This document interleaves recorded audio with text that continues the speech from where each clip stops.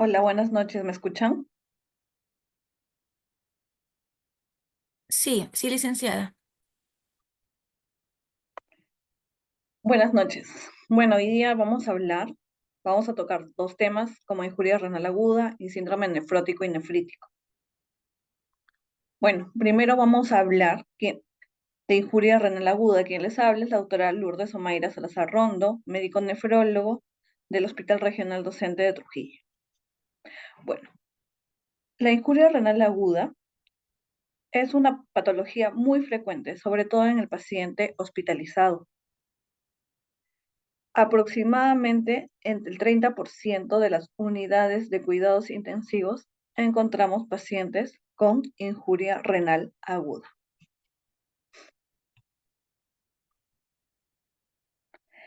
En cuanto a cómo la definimos, va a ser una disminución de la función renal, ¿no?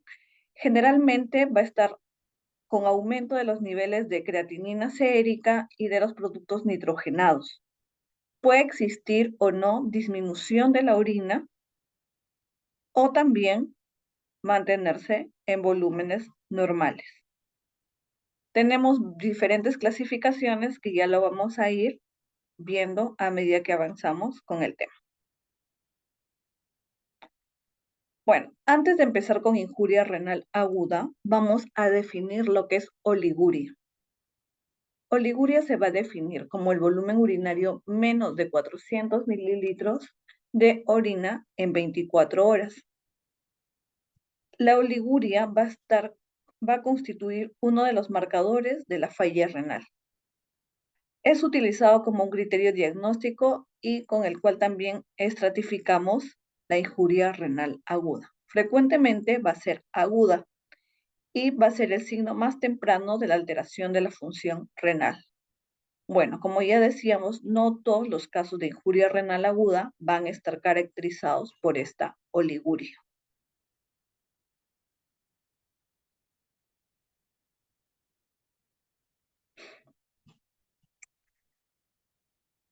Para definir la injuria renal aguda va a ser un síndrome clínico de etiología variable. Ya tenemos que puede ser de etiología prerrenal, renal o parenquimatosa o postrenal. Como ya mencionábamos, va a ser la disminución abrupta de esta función renal, ¿no? Va a haber disminución de la tasa del filtrado glomerular.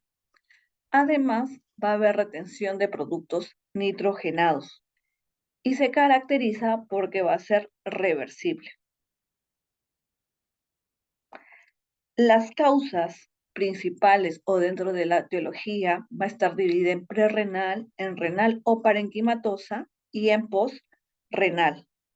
Vamos a ver que las diferentes causas de estas etiologías.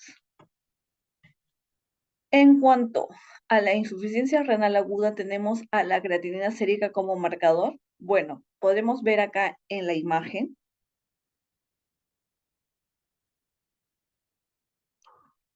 ¿no? Podemos ver en la imagen que no hay una relación lineal entre la caída de la tasa de filtración glomerular que vemos acá arriba y el incremento de la creatinina. Sabemos que el incremento de esta creatinina va a ser poco sensible como marcador de injuria renal aguda.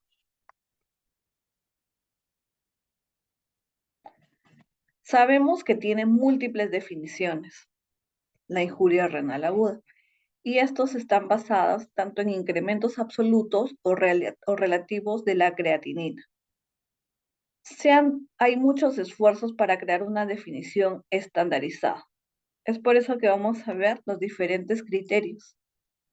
Tenemos a los criterios Rifle, que acá va a haber, se dividen en riesgo, injuria, falla, pérdida y enfermedad renal crónica terminal.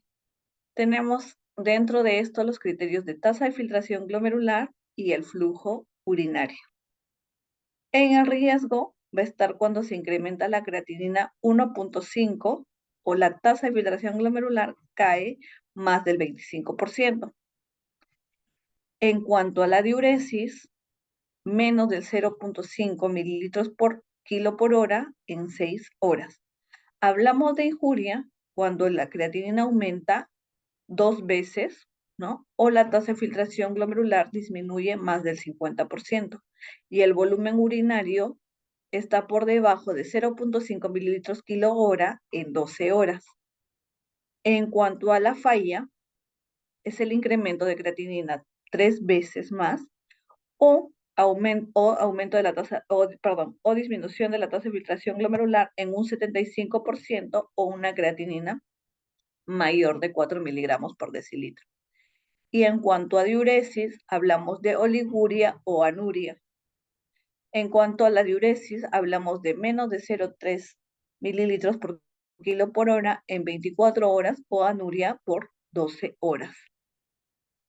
En cuanto a la pérdida, hablamos de ira persistente o pérdida completa de la función renal mayor a 4 semanas, ¿no? Y como último tenemos ya la enfermedad renal crónica, terminal. También tenemos la clasificación aquí y también la clasificación CADIGO. La clasificación aquí igual. Tenemos criterios de creatinina y de diuresis. En cuanto tenemos 3 estadios en la clasificación aquí. El estadio 1 nos dice el aumento de la creatinina 1.5 o aumento 0.3 miligramos por decilitro de su valor basal.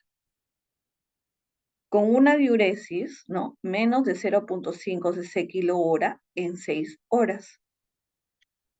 El estadio 2 nos dicen que el aumento de la creatinina por 2 veces, ¿no? Aumenta la creatinina o el flujo urinario menos de 0.5 mililitros por kilo por hora durante 12 horas. Y el estadio 3 aumenta 3 veces la creatinina o una creatinina sérica mayor de 4 miligramos por decilitro o pacientes ya con terapia de reemplazo renal, ya sea hemodiálisis o diálisis peritoneal, con una diuresis de menos de 0.3 kilogramos por hora durante 24 horas o anuria más de 12 horas.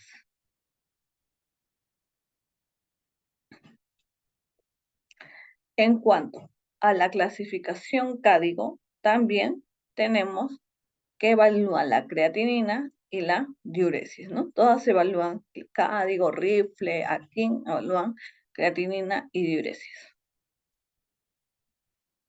En cuanto también tenemos en la clasificación CADIGO 3 estadios.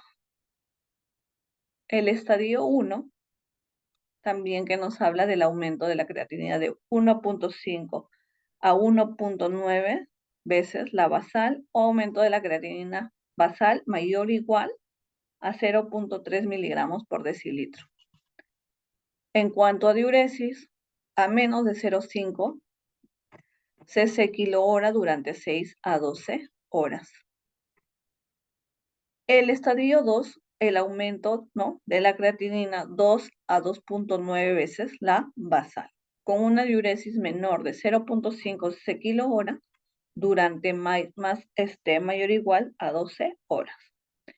Igual, el estadio 3 nos dice el aumento de 3 veces más la creatinina basal o una creatinina sérica de 4 miligramos por decilitro.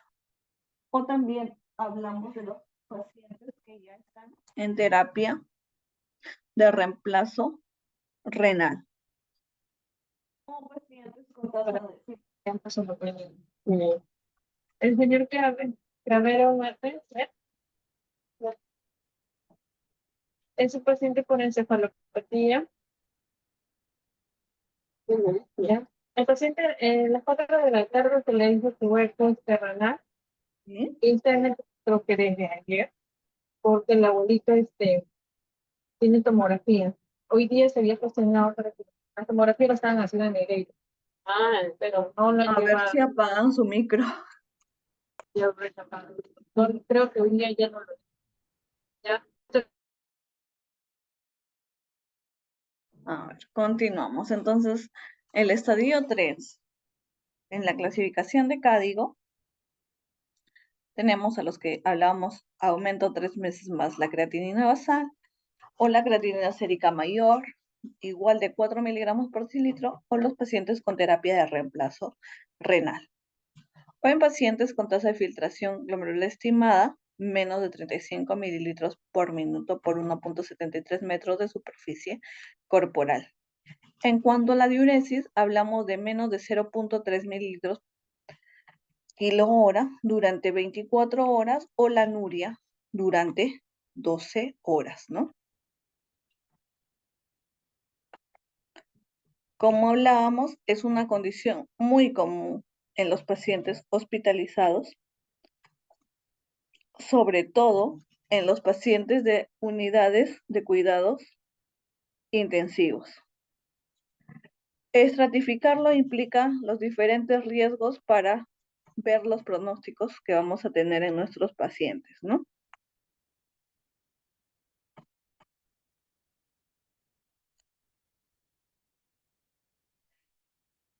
En cuanto a la injuria renal aguda, ya vimos que va a haber una disminución, ¿no?, de la tasa de filtración glomerular. Por lo tanto, va a haber retención de productos nitrogenados. También va a haber un inadecuado manejo del agua. Podemos llevar al paciente, o el paciente puede llegar a la sobrecarga hídrica. Inadecuado manejo de electrolitos, puede haber hipercalemia. Incapacidad también para eliminar ácidos fijos, pues vemos dentro de las alteraciones de la injuria renal aguda, ¿no?, la acidosis metabólica.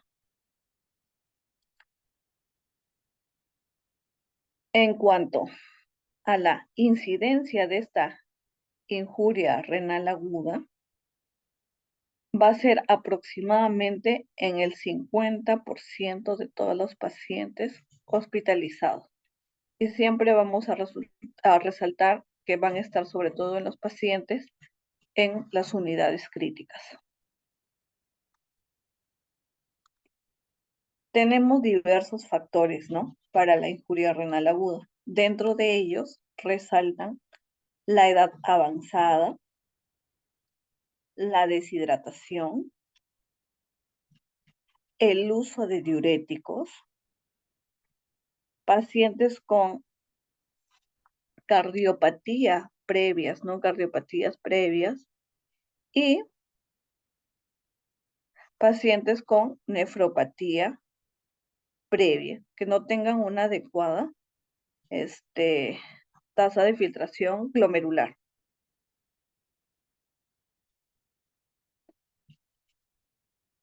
¿Cómo diferenciamos, ¿no?, la injuria renal aguda versus la enfermedad renal crónica?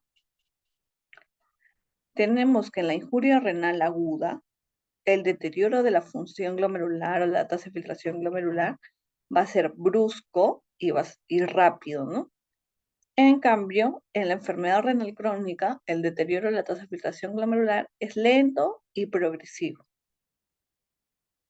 Los productos nitrogenados en la injuria renal aguda, su incremento se va a ver diariamente. En cambio, en la enfermedad renal crónica, esto va a ser constante. Se mantienen, por así decirlo, en una sola línea recta. En cambio, en la injuria renal aguda van en ascenso. El síndrome urémico se va a manifestar con toda la clínica, ¿no? Puede haber náuseas, puede haber vómito, puede haber hiporexia, puede haber temblores, convulsiones por la uremia. En cambio, en la enfermedad renal crónica, el paciente tolera estos valores altos de urea. Probablemente muchos de los pacientes no estén asintomáticos.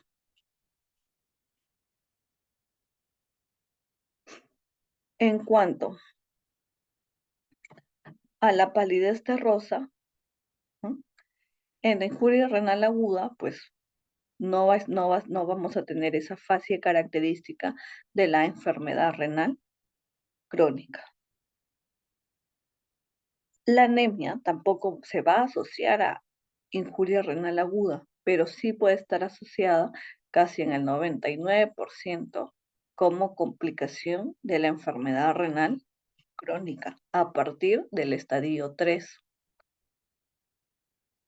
Si evaluamos, ¿no?, morfología de los riñones, tamaño por ecografía, en la injuria renal aguda serán unos riñones normales, probablemente sí con aumento de la ecogenicidad por la injuria, pero en la enfermedad renal crónica estarán atróficos, hipotróficos, con mala diferenciación corticomedular, con el parénquima probablemente adelgazado. No habrá, en la injuria renal aguda, no habrá enfermedad renal previa. En cambio, en la enfermedad renal crónica sí habrá enfermedad renal crónica previa, ¿no? Y ya cuando hablamos también en temporalidad para catalogar como enfermedad renal crónica, hablamos de más de 3 meses.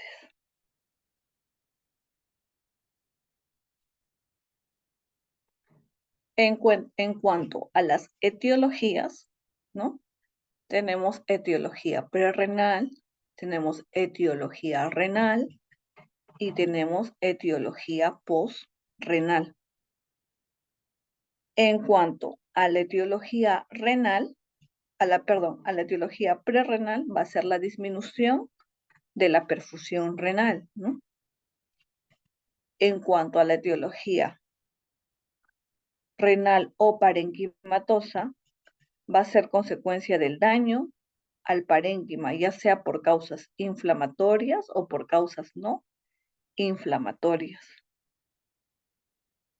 También tenemos a la etiología porrenal o obstructiva, ¿no?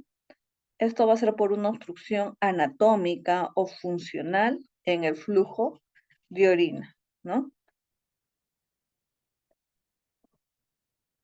En cuanto dentro de las etiologías de la prerrenal, vamos a tener cuando hay una reducción del volumen efectivo, o sea, circulante, cuando hay hipovolemia, por ejemplo, en hemorragia, en pérdida de líquidos del tracto digestivo, ya sea vómitos, diarreas, algún drenaje quirúrgico, por pérdida de líquidos renales, por diuréticos, una diuresis osmótica o insuficiencia suprarrenal, o cuando existe un tercer espacio, como por ejemplo la pancreatitis aguda, la peritonitis, las quemaduras o hipoalbuminemias severas.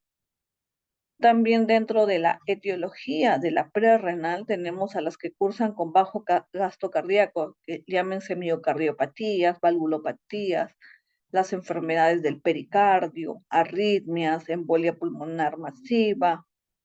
En cuanto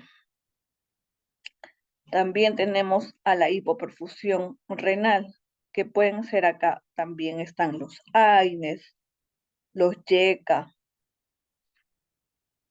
y los ARA2.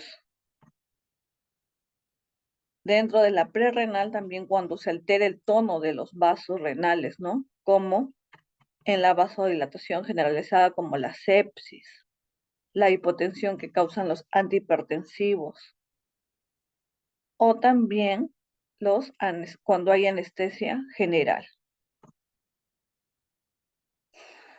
En cuanto a la oclusión de vasos renales en la prerrenal, van a ser causadas por trombosis, embolia de la arteria renal, ¿no? O también el aneurisma disecante o las vasculitis o la obstrucción de la vena renal. En cuanto a cuando hablamos de daño del parénquima, ya nos enfocamos en daño renal o parenquimatoso, ¿no? Acá sí tenemos a las glomerulopatías, están las glomerulonefritis, las vasculitis, las microangiopatías, el SHU, ¿no?, el síndrome hemolítico urémico, el SID, la preeclampsia, la eclampsia, la hipertensión arterial maligna, el ES,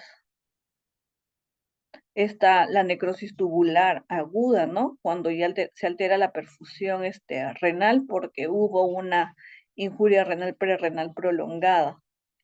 Puede ser por toxinas exógenas, como pueden ser los contrastes, algunos fármacos como los aminoglicósidos, la, la, este, la ciclofosfamida, los AINES, o también toxinas endógenas, ya sea la mioglobina, la hemoglobina, ¿no? En caso de, por ejemplo, de rhabdomiólisis. También en nefritis túbulo-intersticiales, los que es las alergias, los AINES, el uso de betalactámicos, de diuréticos, las infecciones, ¿no? El citomegalovirus, el COVID-19 actualmente, ¿no? Que es una enfermedad relativamente nueva. Y bueno, las precipitaciones también de sustancias como el ácido úrico.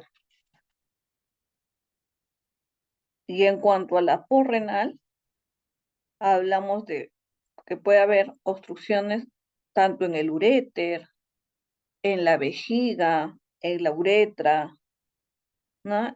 Hablamos si es en el uréter, puede ser bilateral, ¿no? O también si hay un riñón único, ¿no? Puede ser por litiasis, por coágulos de sangre o por comprensión extrínseca, ¿no? Hablamos ahí de masas, de tumores, ¿no? También podremos hablar de fibrosis retroperitoneal. En cuanto a, a la obstrucción, ya sea en vejiga, hablamos de vejigas neurogénicas, por obstrucción por una neoplasia, ¿no? Por cálculos, por coágulos de sangre también. Generalmente en el hombre, en el adulto, ¿no? Hablamos de hiperplasia de próstata, o en la mujer los cánceres ginecológicos, el cáncer de cérvix, ¿no? Puede ser también por obstrucción de la uretra por cuerpos extraños, cálculos por trauma.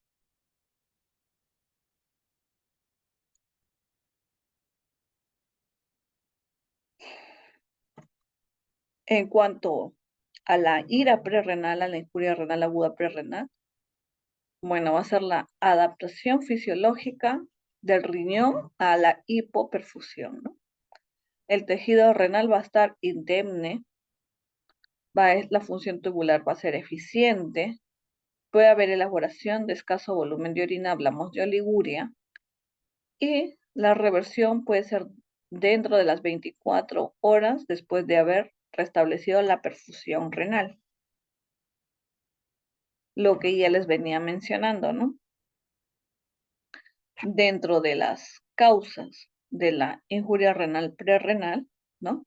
Que es igual a decir baja perfusión renal, tenemos a la hipovolemia o deshidratación, ya sea por pérdidas gastrointestinales, diarrea, vómito, sudoración profusa, ¿no? Baja ingesta de líquidos o líquidos en tercer espacio como pancreatitis, peritonitis, síndrome compartimental, hemorragias, ¿no?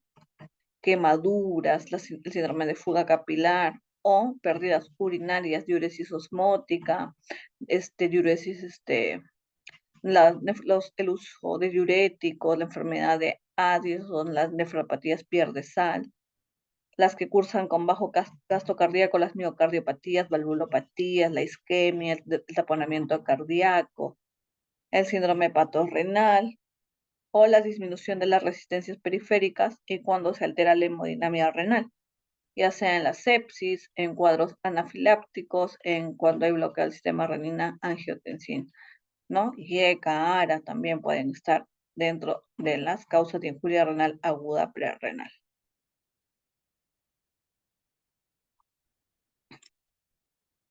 En cuanto a la injuria renal parenquimatosa o renal, ¿no? Acá sí va a haber una hipoperfusión prolongada o severa que va a causar, ¿no? Lesión dentro del parénquima renal. Como hablábamos acá, ya se puede convertir en una necrosis tubular aguda y esta no se va a resolver fácilmente así se restaure la perfusión renal por el daño que causa, ¿ya? a nivel de los tejidos. Aquí sí tenemos diversas causas dentro de la injuria renal parenquimatosa. Tenemos a la túbulo intersticial, la glomerular y la vascular. Dentro de la túbulo intersticial tenemos a la necrosis tubular aguda, a la, ya sea por isquemia, sepsis, por contrastes yodados,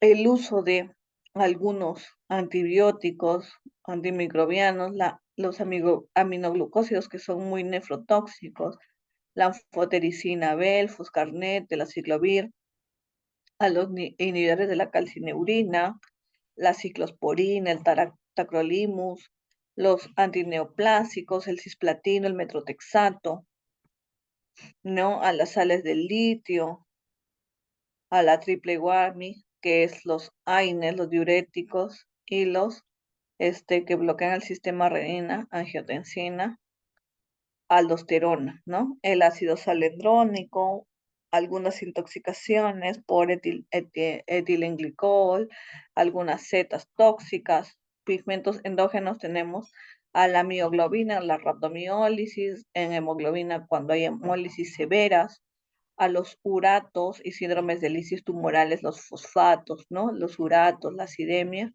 y algunos oxidantes, también cadenas ligeras de inmunoglobulina, la hipercalcemia, en hiperparatiroidismo terciario, sarcoidosis, ¿no? También están las nefritis intersticiales inmunoalérgicas, ya sea por fármacos o autoinmunes.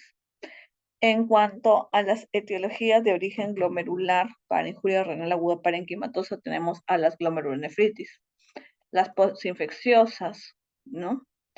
Las postestreptocócicas, las bacteriemias por CBC, las endocarditis, las glomerulonefritis extracapilar antimembrana basal glomerular, ¿no?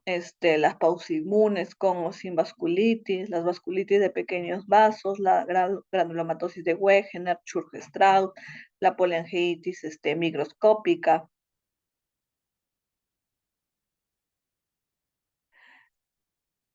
¿no? El brote de hematuria macroscópica en enfermedad de Berger, o con anticoagulantes, el síndrome nefrótico que cursa con injuria renal aguda, ¿no? Dentro de las causas vasculares tenemos a las microangiopatías, ¿no? Al síndrome hemolítico urémico, a la púrpura trombopénica trombótica, la hipertensión arterial maligna, el HELP, ¿no? A las enfermedades heteroembólicas, a las vasculitis de mediano y vaso grande, la enfermedad Takayasu, la PAN, la disección de aorta, o las enfermedades del colágeno como el lupus o la esclerodermia, ¿no? En cuanto podemos diferenciar, generalmente las etiologías pueden ser, muchas de ellas entre prerrenal y renal pueden ser muchas de origen multifactorial, pero si estamos en duda o queremos establecer si ha sido prerrenal o renal o parenquimatosa, podemos medir sodio en orina. En la prerrenal estará en menos de 12 mil equivalentes en litro y la parenquimatosa más de 20. La relación sodio-potasio en orina, ¿no? Potasio va a estar mayor que el sodio y en la parenquimatosa el sodio mayor que el potasio. La osmolaridad va a ser en la prerrenal mayor a 500 miliosmoles kilo y la renal menos de 350 miliosmoles kilo. El FeNA va a estar menos de 1 en la prerrenal y en la renal más de 1. ¿No? El hidrógeno ureico urinario y en sangre, en la prerrenal más de 8 y en la parenquimatosa menos de 3. La relación urea,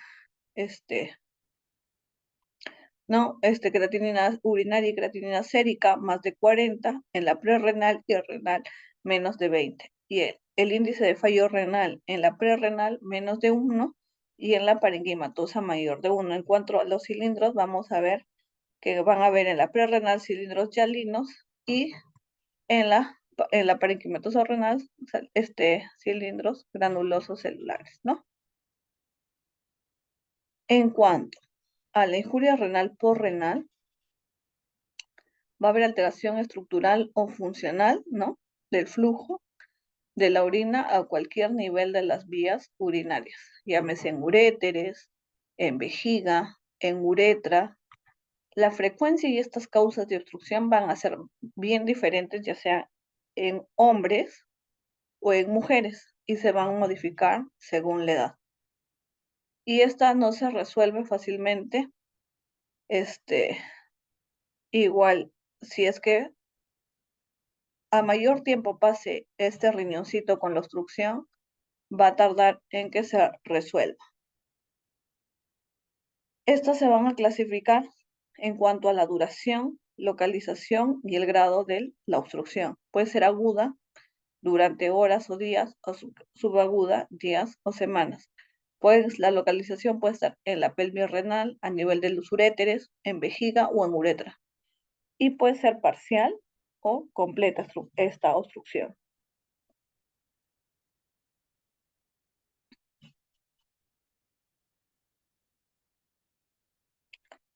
En cuanto a la etiología, podemos ver estenosis uretral, valvas, fibrosis, ¿no? Crecimiento prostático, hiperplasia benigna de próstata, disfunción vesical, neoplasias de vejiga, neoplasias de uréteres, fibrosis retroperitoneal, infiltración neoplásica del retroperitoneo por linfomas, hematomas, litiasis renal, ¿no? Cristales o litiasis de urato. Si hablamos en cuanto al tratamiento de las obstrucciones, hay que ver dónde están localizados. Si la obstrucción va a ser baja, ¿no?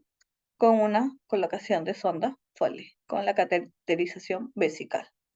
Si la obstrucción es alta, podemos utilizar los stents ureterales, ¿no? Los catéteres J, o también las nefrostomías percutáneas. En cuanto a la recuperación de la función renal, va a depender de la duración de esta obstrucción. Y posterior a la desobstrucción, tenemos que monitorizar la diuresis, debido a que después de desobstruir ese riñón, probablemente el riñón responda con poliuria. Entonces tendremos que monitorizar diuresis para reponer pérdidas y evitar una injuria renal aguda prerrenal por deshidratación. Además, reponer electrolitos debido a la poliuria. Probablemente ese paciente, si no reponemos electrolitos, si no reponemos volumen, si está orinando 5 o 6 litros, se va a deshidratar o terminará con hipocalemia.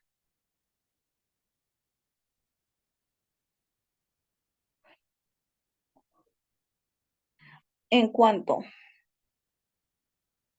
¿no? a cómo se presenta esta injuria renal aguda, ¿no?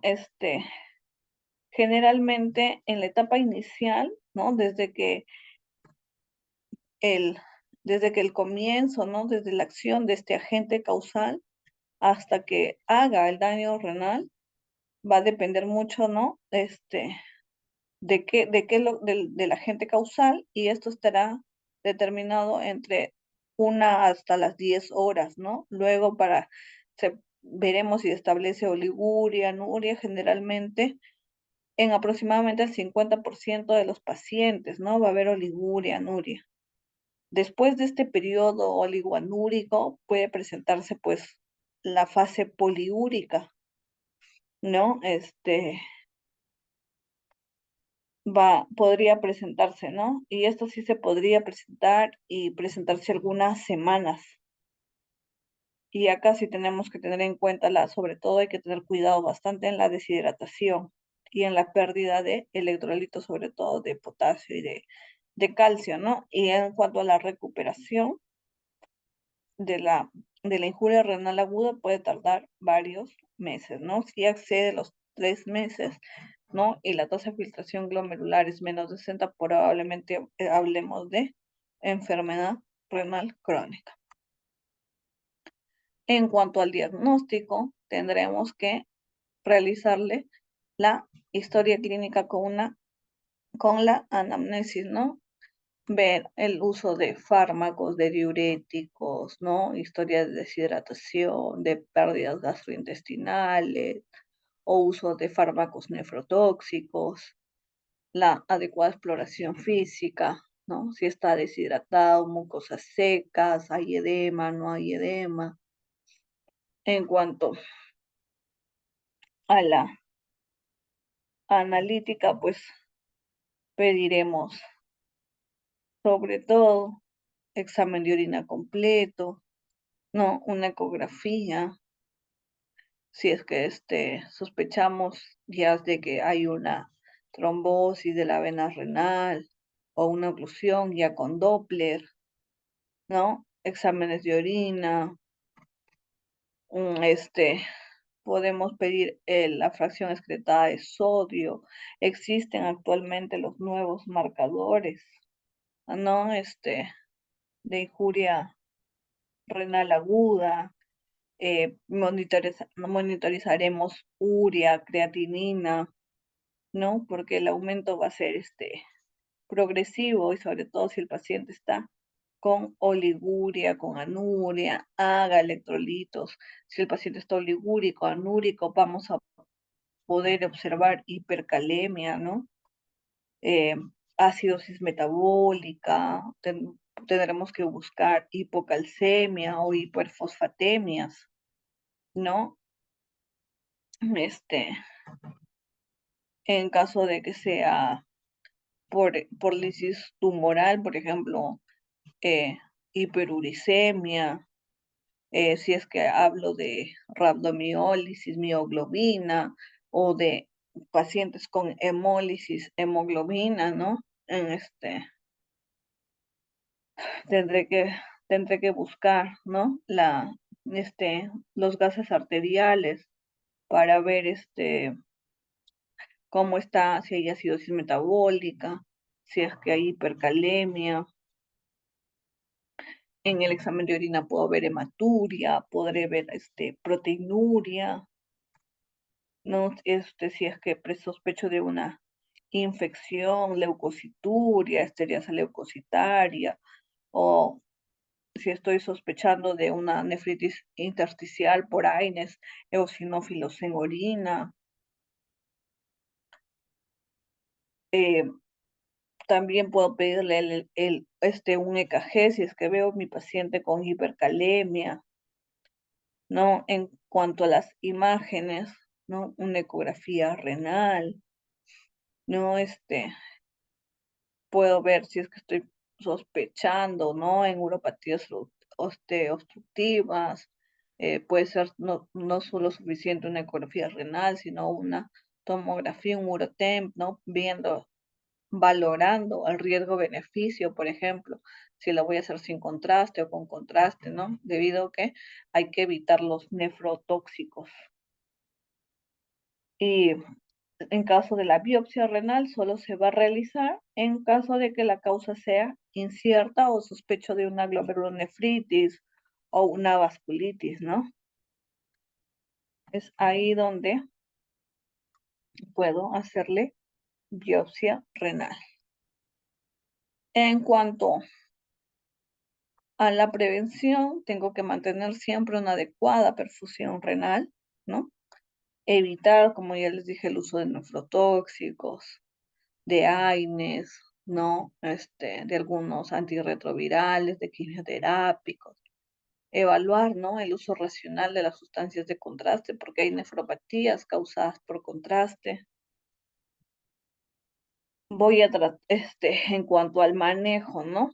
Al manejo tengo que tratar de eliminar lo que está causando la injuria renal aguda, ¿no? Y los factores que empeoran esta, sobre todo los nefrotóxicos son los que empeoran, es por eso que tenemos que sacarlos cuando mi paciente tiene injuria renal aguda. Tengo que ver, ¿no? Tengo que tener un balance hídrico estricto. Probablemente si mi paciente está oligúrico, anúrico, eh, probablemente esté con sobrecarga hídrica. Este, tengo que tener en cuenta para la restricción hídrica, pero si mi paciente está ingresando por una prerrenal por deshidratación, entonces tendré que hidratarlo. Es por eso que es importante vigilar la diuresis, ¿no? Y en cuanto a esto, sobre todo para el suministro de líquidos que voy a dar, ¿no? Tengo que también vigilar la urea, la creatinina, el potasio, el sodio, ¿no? Con AGA y electrolitos, controles. Si es que necesito dar algún antibiótico o tengo que ajustar mis dosis de fármacos o evitar también los nefrotóxicos. Mi presión arterial objetivo tiene que ser la PAM mayor de 65 milímetros de mercurio, ¿no? Entonces, la dieta tiene que ser hipoproteica y en bajo contenido de potasio para evitar más hipercalemia. Hablamos de 0,6 a 0,8 gramos por kilo por día, ¿no? Eso es lo que tengo que hacer en cuanto a mi manejo. En cuanto a si mi paciente requiriera, ¿no? De indicaciones, ¿cuáles serían las indicaciones de la diálisis en injuria renal aguda? El síndrome urémico, ¿no? Todas las complicaciones de la uremia. Hablamos de pericarditis urémica, gastropatía urémica, encefalopatía urémica, ¿no? Del edema agudo de pulmón, de la hipercalemia severa, refractaria a tratamiento médico, la acidosis metabólica severa, refractaria también a tratamiento médico, ¿no? La coagulopatía urémica y la hipercatabolia. Esas serían mis indicaciones en cuanto a si tengo que utilizar terapia de reemplazo renal en los pacientes con injuria renal aguda.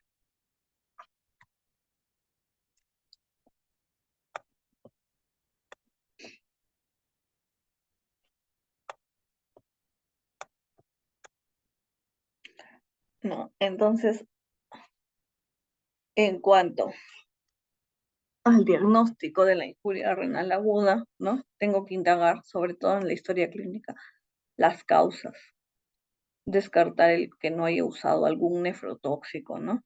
IECAS, ARAS, o de repente utilizaron sustancias de contraste en mi paciente. ¿Cómo está la volemia? ¿Está deshidratado? ¿Está con sobrecarga hídrica? ¿Cómo está hemodinámicamente? ¿Está estable? ¿Está inestable? La PAN está a menos de 65 milímetros de mercurio, está más de 65 milímetros de mercurio. ¿Cómo está mi paciente? ¿Solo hay afectación renal? ¿Hay afectación de otros órganos? ¿No? Hay que determinar, ¿no? También el tiempo. Si hablamos, ¿no? Menos de 15 días, ¿no? Hablamos de todavía ir a función de injuria renal aguda funcional o establecida, porque si hablamos de 15 días a 3 meses ya de subaguda y más de 3 meses de enfermedad renal crónica, ¿no? Entonces, ¿cómo está mi riñón? Si mi riñón está dilatado, necesito una tomografía, una pielografía, una resonancia, ¿no? El tamaño, la ecogenicidad, cómo está mi sedimento urinario, hay proteínas, hay sangre, ¿no? La morfología, si es que hay sangre, la morfología de las hematías, hay acantocitos, hay eritrocitos dismórficos. Si tengo una injuria renal aguda establecida, si tengo afectación tubulointersticial, de glomérulo vascular, ¿no? Vemos de necrosis tubular aguda, de inmunoalérgica, de depósitos intratubulares, ya sea de cristales, las glomerulonefritis de afectación, ¿no? Que son afectación glomerular, las vasculitis, ¿no? Las microangiopatías, el SHUT, la PTT, ¿no? En la afectación vascular, la trombosis, las embolias, ¿no? O la trombosis de vena renal. ya tengo en afectación tubular intersticial y glomerular, haré estudios tanto de autoinmunes, ¿no? También. Y si es que sospecho en esta afectación, lo indicado, lo ideal sería la biopsia renal. Eso es en cuanto a injuria renal aguda. ¿Alguna pregunta?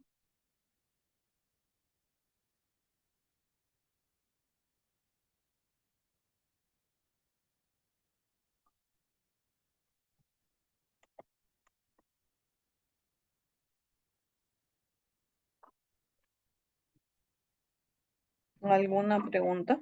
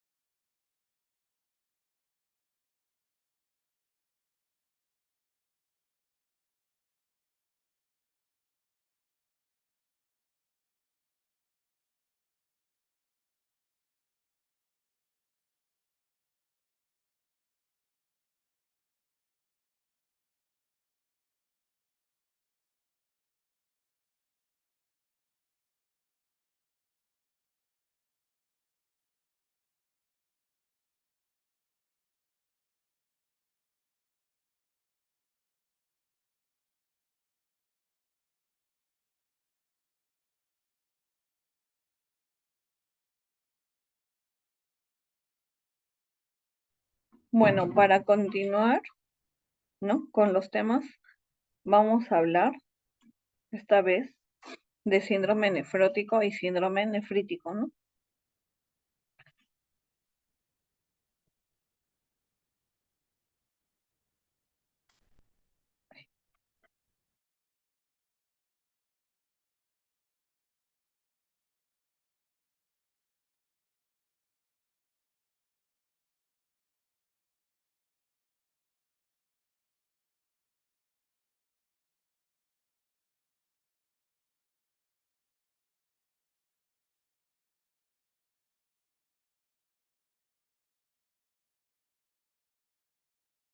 Entonces, para hablar de síndrome nefrótico,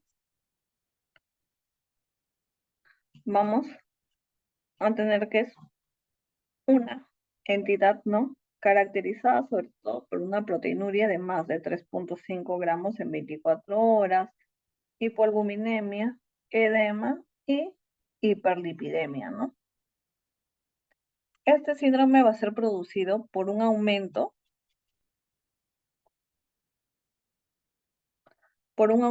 de la permeabilidad, ¿no? Renal para las proteínas. Y esto va a ser una alteración de esta barrera, de la barrera de filtración glomerular, ¿no? Este puede aparecer tras lesiones funcionales o estructurales de las células endoteliales y de la membrana basal. Y también pueden existir lesiones en los podocitos, ¿no? Que conforman la capa visceral de la cápsula de Bowman.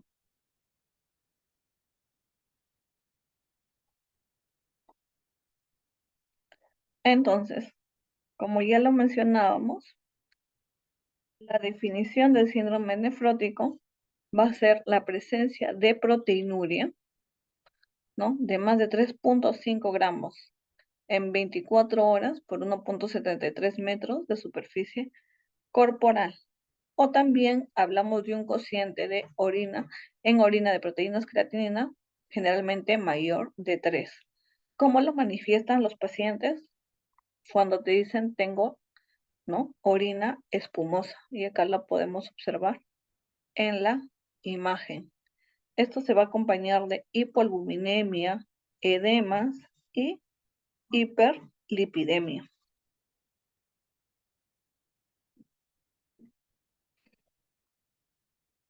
En cuanto a la epidemiología del síndrome nefrótico, ¿no?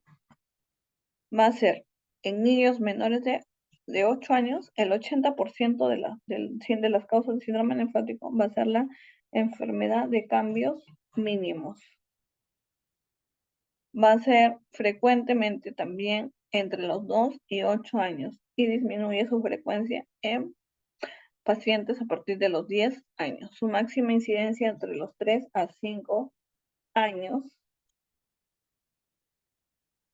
y en menores de 1 año es más frecuente la presentación primaria. En cuanto a la tendencia familiar, va a ser de 3.35%, ¿no?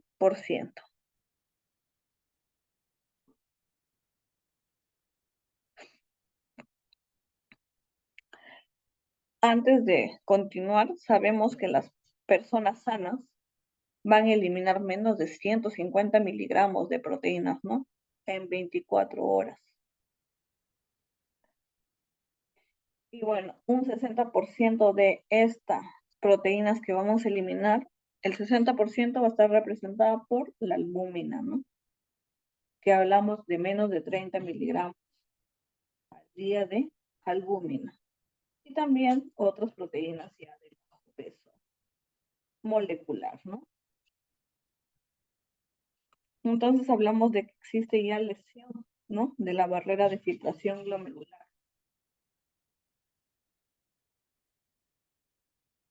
En cuanto a la etiología, ¿no? Del síndrome nefrótico, tenemos causas primarias, ¿no?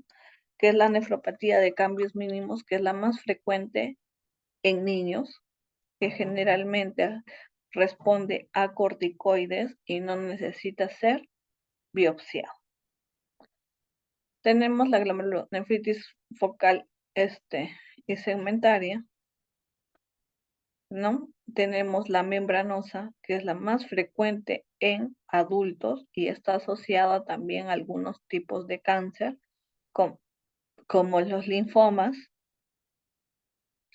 la membrana proliferativa, las nefropatías por IgA, pero la IgA generalmente debuta con un síndrome nefrítico, ¿no? La nefropatía por C1q y por IgM. La focal y segmentaria, pues la que está relacionada con VIH, hepatitis B, hepatitis C, COVID-19 y en pacientes obesos.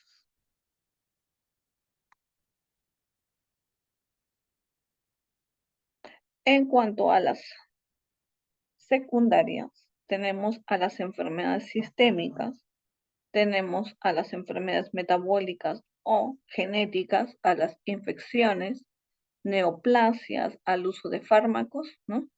Dentro de las enfermedades sistémicas tenemos al lupus, a enfermedades del tejido conectivo, Gutt-Pasteur, vasculitis, neosarcoidosis, artritis reumatoide, púrpura de Schönlein-Henoch,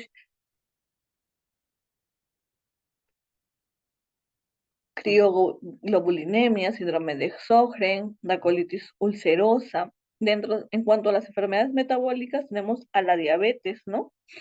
Encabezando la lista, la enfermedad de Graves, Alport, Fabry, ¿no? El déficit de alfa-1 antitripsina, el síndrome nefrótico congénito, la amiloidosis, perdón, el hipotiroidismo. En cuanto a las enfermedades infecciosas, tenemos a las bacterianas, las víricas, ¿no? En las neoplasias, a los tumores sólidos, las linfomas, las leucemias. En cuanto a los fármacos, la heroína, la rifampicina, el mercurio, el captopril, el litio, los AINES, la warfarina, los contrastes yodados, y otra de las causas, la preeclampsia, ¿no?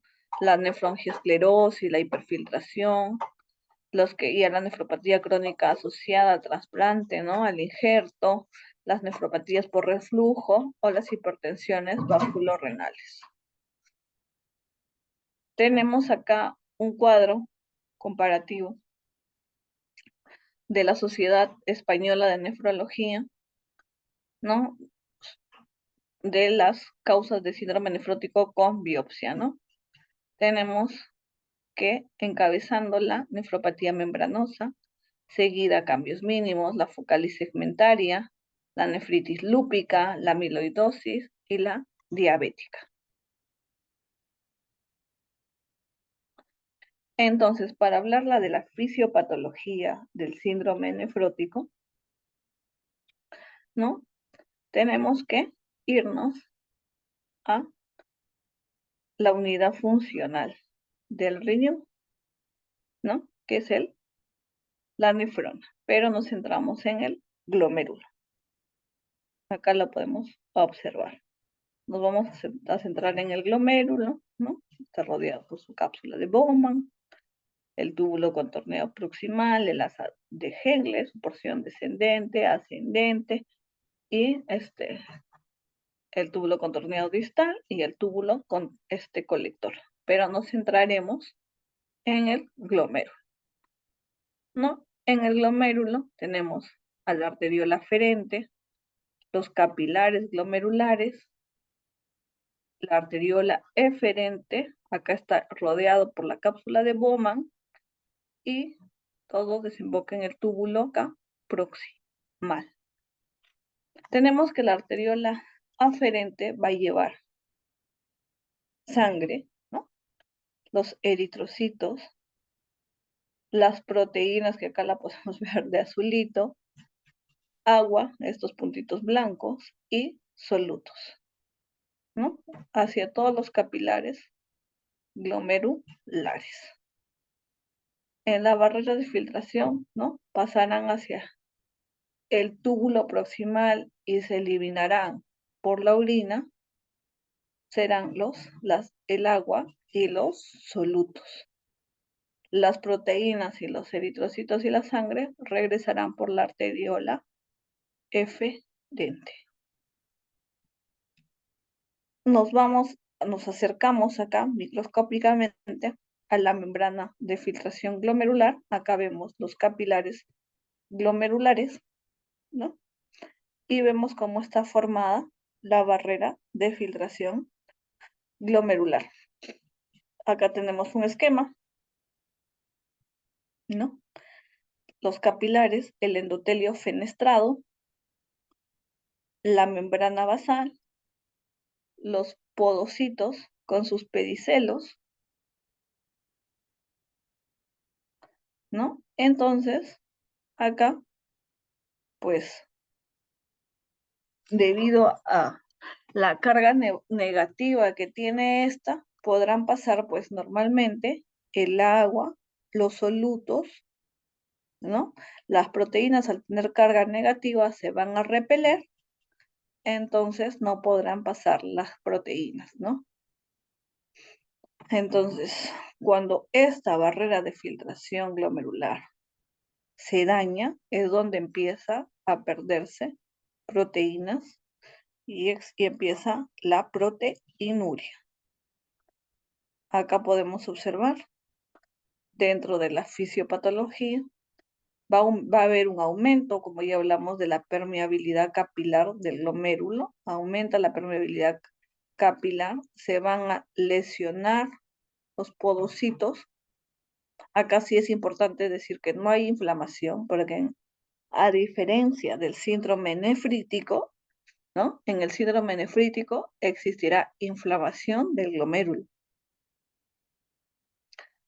Entonces, al dañarse la permeabilidad capilar, van a empezar no solo a salir los solutos y el agua, sino empezarán a salir, como vemos acá, las proteínas.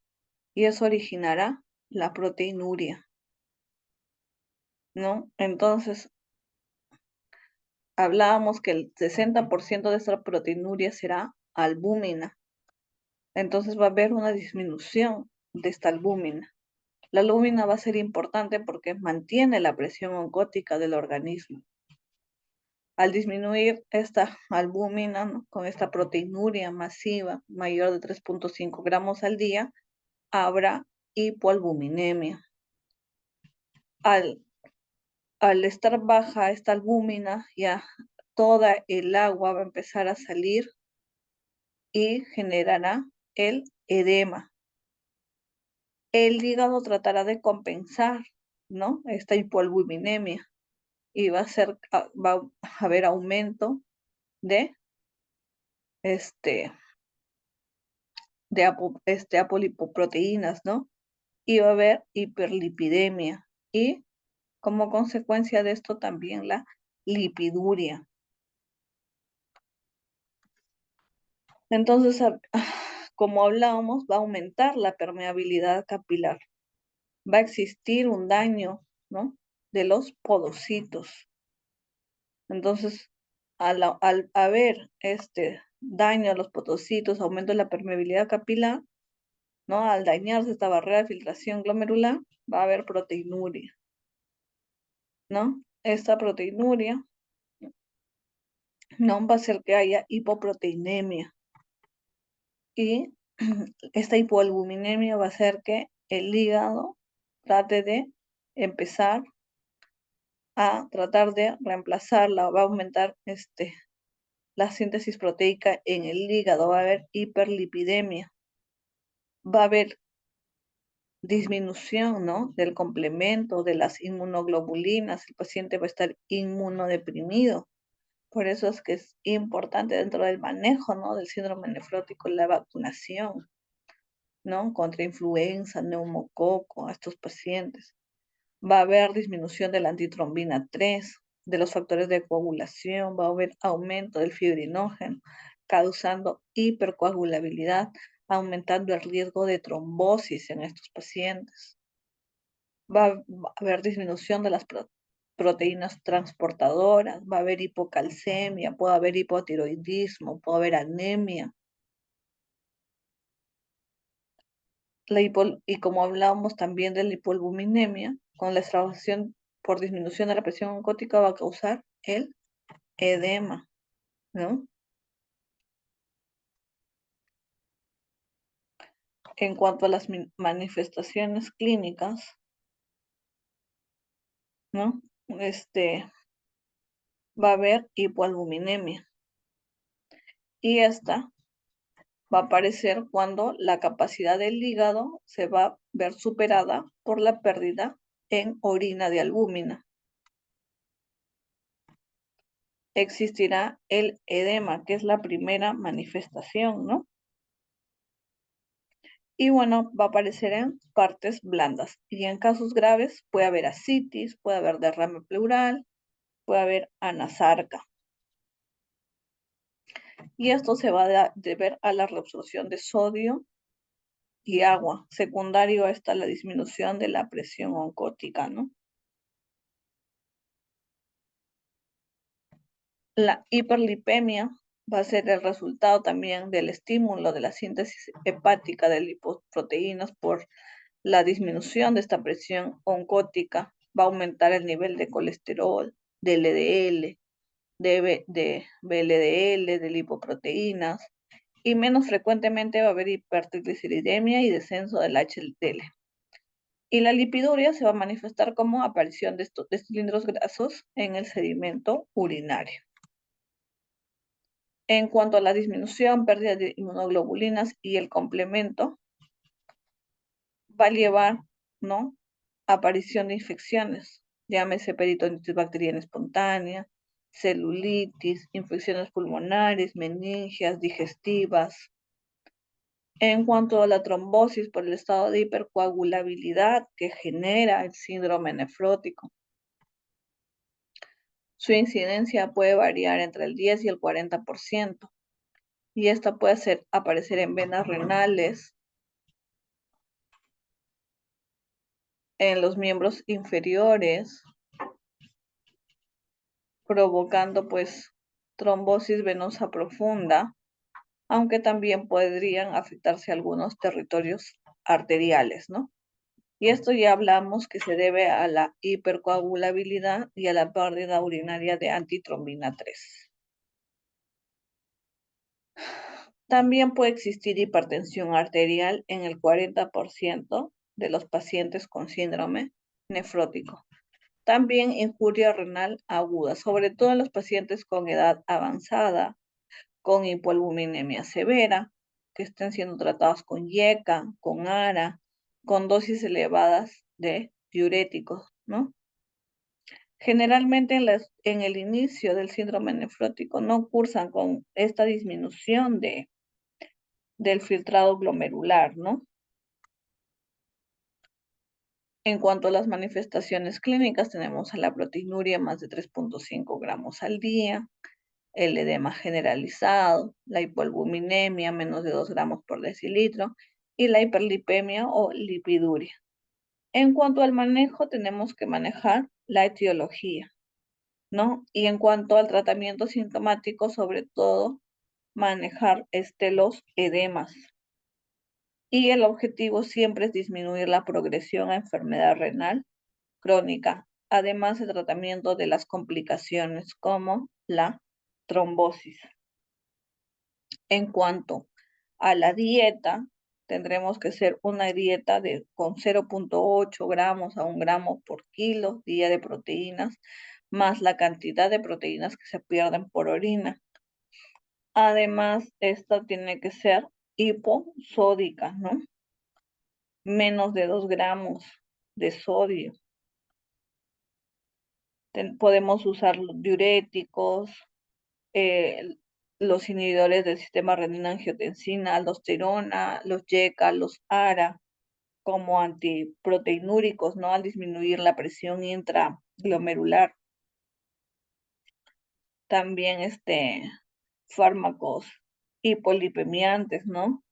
Como el uso de las estatinas, la prevención de la trombosis con anticoagulantes, ¿no?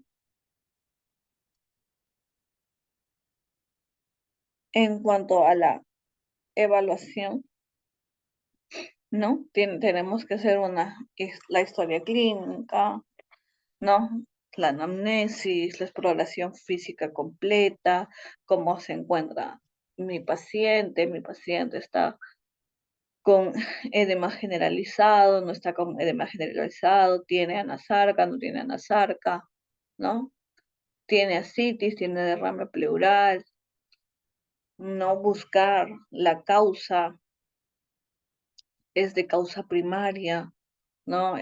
Causa secundaria, mi paciente es diabético, no es diabético, eh, mi paciente es lúpico o no es lúpico, ¿no? Tengo que hacer el estudio de ANA, anti-DNA, complemento, hormonas tiroideas, ya que también las proteínas transportadoras van a verse alteradas. Puede haber hipotiroidismo, ¿no? Los síndromes nefróticos, eh, para buscarle la etiología de las causas primarias, ¿no? Tendría que realizarle biopsia renal, excepto, ¿no? En la nefropatía diabética. En la nefropatía diabética o en los diabéticos, pues le haré la biopsia renal cuando la tasa de filtración glomerular ha caído abruptamente, o también le haré cuando sospecho que, ¿no? Que puede ser otra glomerulopatía asociada, que no es por la nefropatía diabética, cuando la diabetes, la evolución de la enfermedad es menos de 5 años, no hay retinopatía diabética, en esos casos sí puedo biopsiar al paciente diabético. En los niños solo se biopsia cuando el síndrome nefrótico es córtico resistente o ha habido recaídas frecuentes, puesto que el 80% de las causas de síndrome nefrótico en niños es la enfermedad de cambios mínimos y que tienen muy buena respuesta a los corticoides, ¿no?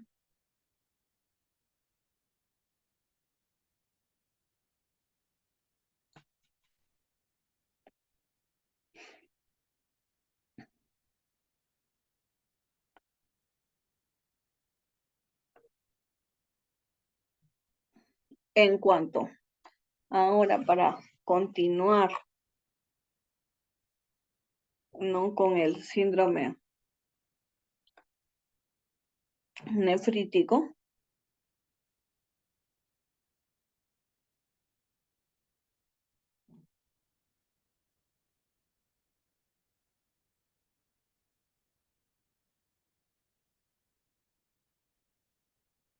Entonces sabemos que en el síndrome nefrítico va a haber, ¿no? Una inflamación a nivel del glomérulo y se va a presentar pues con una proteinuria en rango no nefrótico, con hematuria, con hipertensión, con edema, ¿no? Entonces, esto va a ser el resultado de esta inflamación glomerular.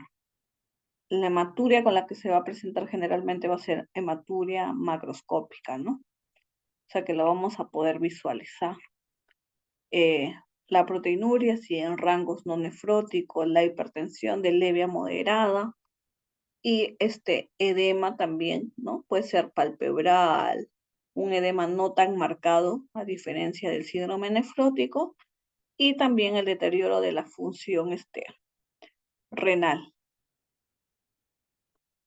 Y bueno, dentro de sus etiologías puede ser las glomerulopatías, ¿no? Sobre todo ahí las posinfecciosas, la nefropatía por IgA o las vasculitis asociadas a ANCA o el lupus que puede presentarse con las dos entidades, ya sea con nefrítico, con nefrótico o con las dos juntas, ¿no?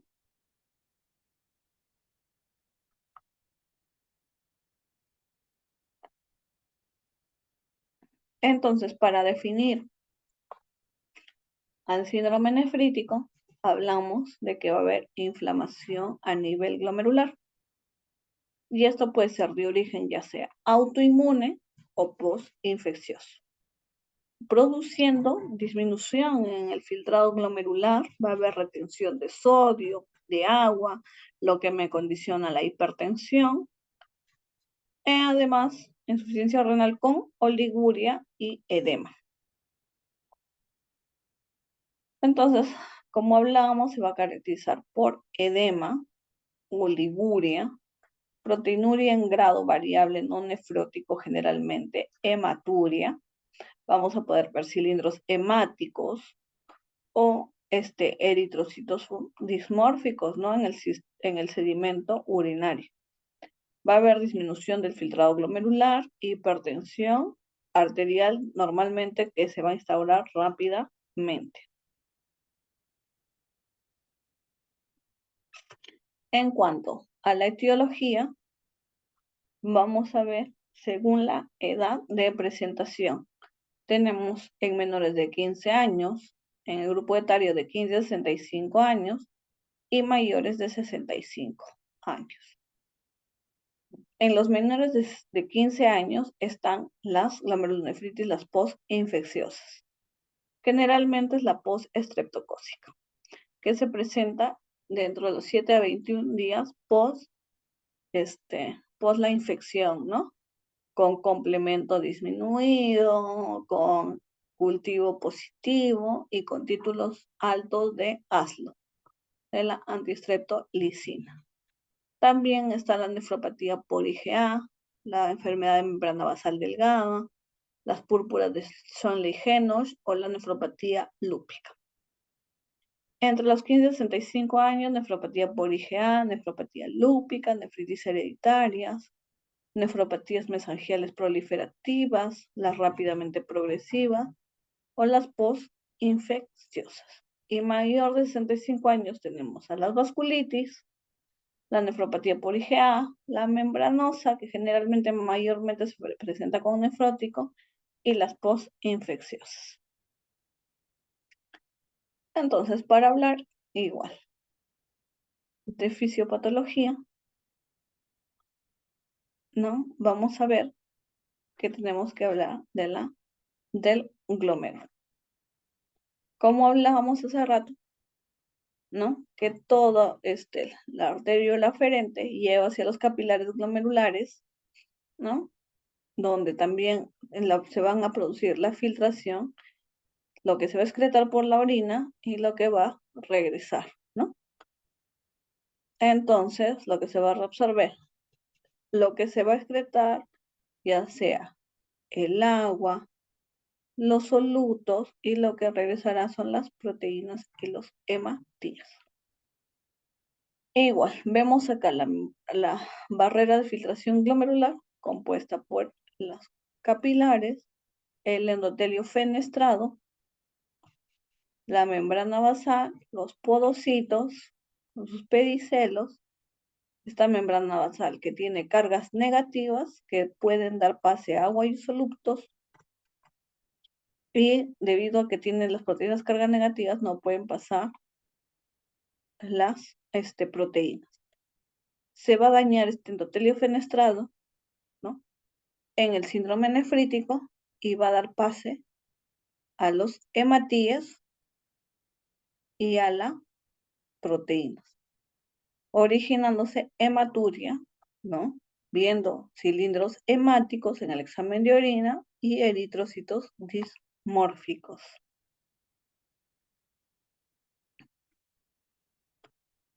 Entonces, como hablamos de síndrome nefrítico, va a haber una inflamación a nivel del glomérulo. Este va a estar mediado ya sea por anticuerpos o por inmunocomplejos, ¿no? Acá podemos ver inmunocomplejos, anticuerpos, ya IgA, IgG, inmunocomplejos o anticuerpos nucleares anticitoplasmáticos. Entonces, esta barrera de filtración, este endotelio fenestrado se va a dañar y va a abrir el paso, como vemos acá, a las proteínas y a los hematíes. Y eso es lo que me va a generar la proteinuria en rango no nefrótico y la hematuria macroscópica, que ya hablamos que vamos a ver los eritrocitos dismórficos y los cilindros hemáticos. Al haber proteinuria va a haber hipoalbuminemia y esta ya no va a poder mantener la presión oncótica del organismo, originando edema. También va a haber disminución abrupta de la filtración glomerular y esto se va a traducir en azoemia y en oliguria. Además, va a haber aumento de la reabsorción del sodio y del agua, generándome hipertensión arterial, ¿no? Entonces, esta lesión glomerular, esta inflamación del glomérulo, va a alterar mi barrera de filtración glomerular, ¿no? Va a dañar esta barrera que está compuesta por el endotelio fenestrado, la membrana basal y los podocitos, generándome proteinuria en rango no nefrótico y hematuria.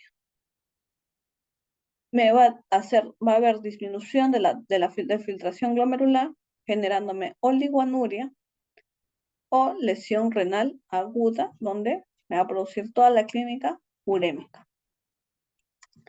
La oliguanuria me va a activar el sistema renina-angiotensina-aldosterona, va a aumentar la retención de sodio y agua, produciéndome un FeNA menor de 1, me va a producir hipertensión arterial, edema y también me puede producir insuficiencia cardíaca congestiva.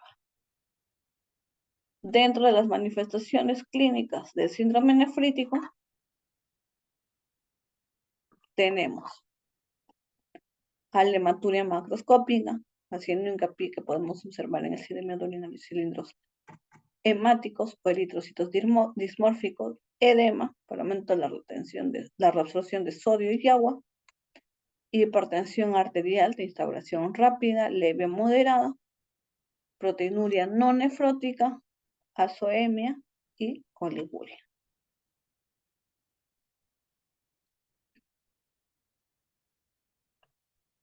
Puede aparecer macrohematuria o hematuria macroscópica.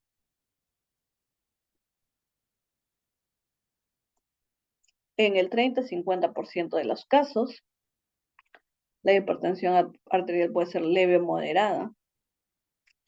El edema va a ser bipalpebral o en extremidades inferiores. Y la proteinuria puede oscilar entre 1 a 2 gramos en 24 horas.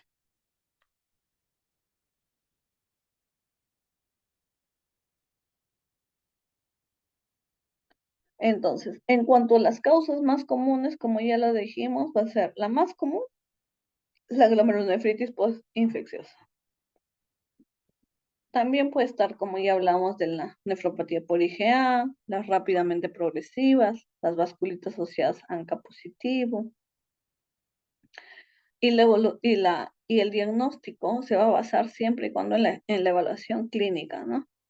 Y en los análisis de orina. Ahí podemos detectar hematuria, proteinuria, medir la función renal con la creatinina sérica y estimar la tasa de filtración glomerular. También podemos identificar posibles causas subyacentes, como hablamos de los anticuerpos antistreptolicina, ¿no? Cuando es postestreptocócica, determinar los títulos de ANCA-C o ANCA-P para vasculitis, los anticuerpos antimembrana basal glomerular. En cuanto a la evaluación, tenemos que realizar la historia clínica, un correcto examen físico, ¿no? La biopsia renal va a estar indicada cuando hay duda diagnóstica o cuando hay insuficiencia renal progresiva, ¿no? Cuando se sospeche de otro tipo de infecciones o hay clínica sistémica, hay que estudiar, ¿no? Todo el estudio autoinmune, realizar cultivos, imágenes, autoanticuerpos, inmunoglobulinas para tratar de identificar la causa del síndrome nefrítico, ¿no? Bueno, dentro del manejo tenemos que manejar la causa y, bueno, controlar los síntomas con el manejo de antihipertensivos, diuréticos y, bueno, en algunos casos podemos utilizar inmunosupresores como los corticoides o los agentes citotóxicos, ¿no? Y, bueno, la biopsia puede ser necesaria, sí, para establecer el diagnóstico definitivo y poder guiar, pues, el tratamiento de este síndrome nefrítico.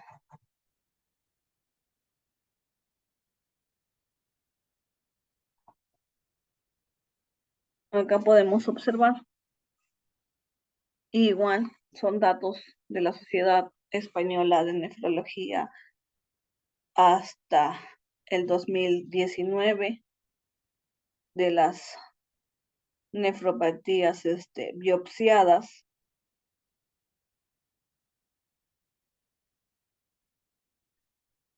¿no? Y podemos observar que en menores de 15 años se biopsia en mayor cantidad al síndrome nefrótico, seguido, ¿no? De las alteraciones urinarias asintomáticas, y, bueno, después está el síndrome nefrítico, ¿no? Siempre en la mayoría en los diferentes grupos etarios se va a biopsiar con mayor frecuencia al síndrome nefrítico.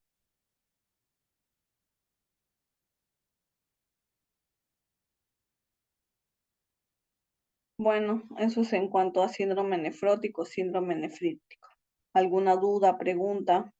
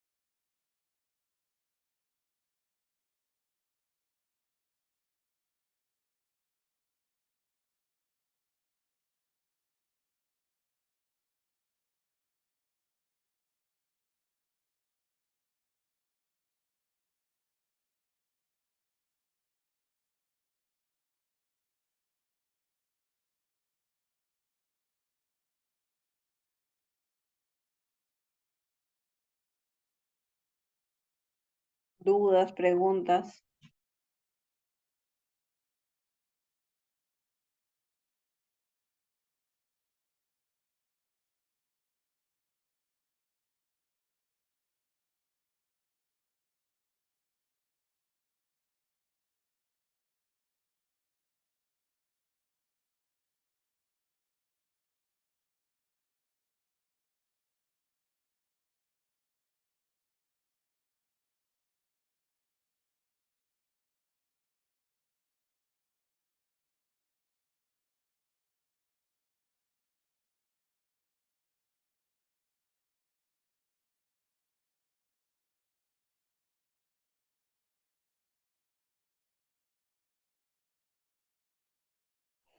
Bueno, si no hay dudas, no hay preguntas. Esos serían los temas que hemos revisado en la sesión del día de hoy. Muchas gracias, chicos. Hasta luego.